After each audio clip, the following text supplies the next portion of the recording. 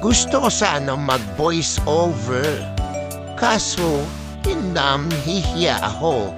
Hindi ko alam kung paano ko ito sisimulan.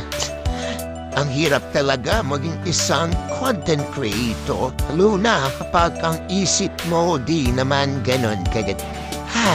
Anyway, so eto na nga. Naisipan ko maglinis kasi sobrang sakit sa mata ng mga kalat. Totoo nga ang pasabihan na kapag hindi mo kaya, baka kaya mong gawin.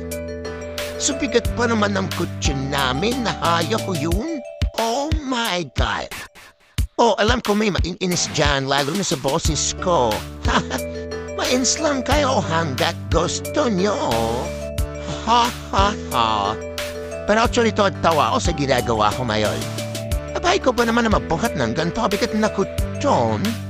Abay pag di lumabas lahat ng mga tinatago mo dyan at hindi lumahang almoranas mo day. Siyempre lahat kakayanin mo. Lalo na pag mag-solo ka sa bahay, hindi pwedeng patamad-tamad ka. Kaya sabi nila hindi pwedeng patunga-tunga nga ka kapag nanay ka.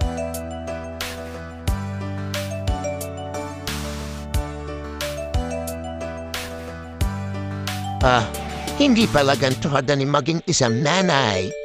Hindi pala biro ang maging isang magulang.